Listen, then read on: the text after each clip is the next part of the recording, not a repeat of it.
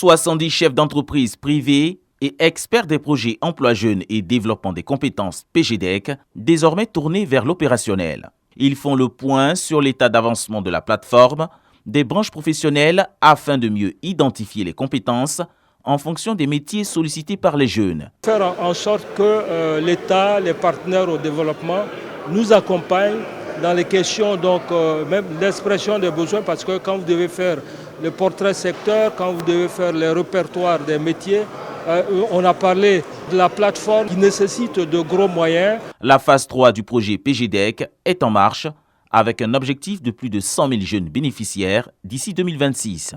Apporter une assistance technique aux organes professionnels et identifier les réformes en termes de formation des jeunes sont entre autres des priorités selon les spécialistes. Le secteur privé doit être à même de pouvoir nous orienter sur les métiers, le nombre de jeunes, quels sont les secteurs dans lesquels on doit positionner, les secteurs où il y a les opportunités en termes d'employabilité et d'auto-emploi. Ce cadre d'échange entre acteurs de projets d'insertion professionnelle des jeunes est à sa 3e session depuis le lancement officiel de la 3e phase du PGDEC en novembre 2022.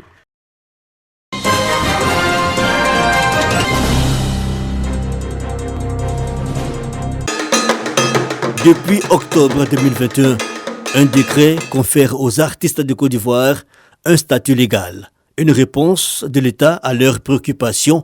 Mais le contenu de ce document n'est pas vulgarisé.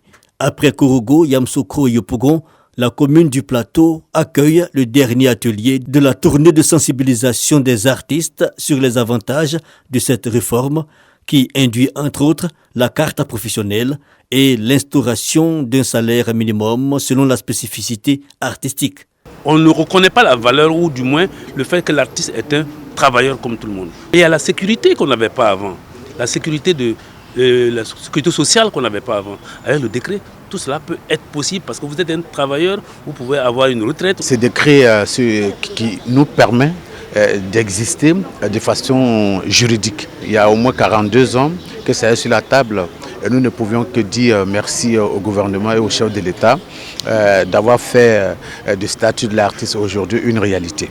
Des avis et propositions comme celle de l'organisation de l'aide à la retraite sont aussi recueillis pour parfaire l'instrument et l'oreille attentive du gouvernement est illustrée par la présence de la tutelle. Françoise Remarque rassure les artistes du travail accompli.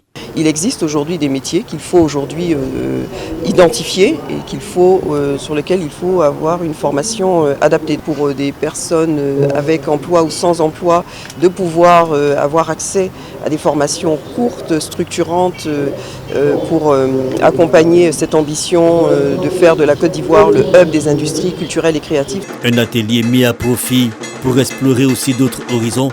Les artistes ont bénéficié d'une formation à l'usage des réseaux sociaux pour la promotion de leurs œuvres.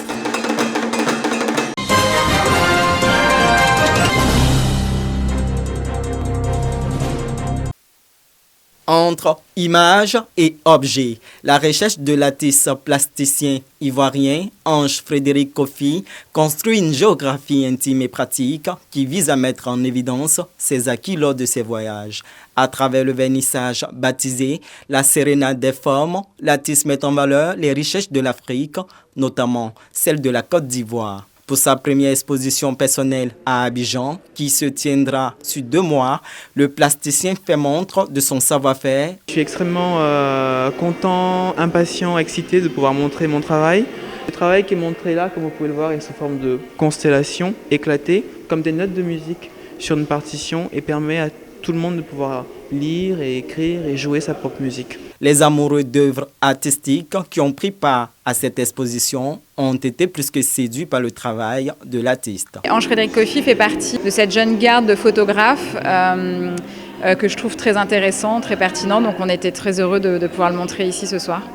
C'est une exposition très intelligente et très poétique à la fois. Je trouve que l'intelligence réside notamment dans l'accrochage qui rejoint particulièrement la poésie qui se dégage de ces images. C'est une photographie du temps long, une photographie de la méditation, de l'observation et j'aime beaucoup. Né en Côte d'Ivoire, Ange Frédéric Kofi a sillonné les recoins de l'Afrique de l'Ouest afin de donner une certaine vie à ses photographies, ce qui lui a valu d'être nominé pour le prix FOAM 2022 à Amsterdam.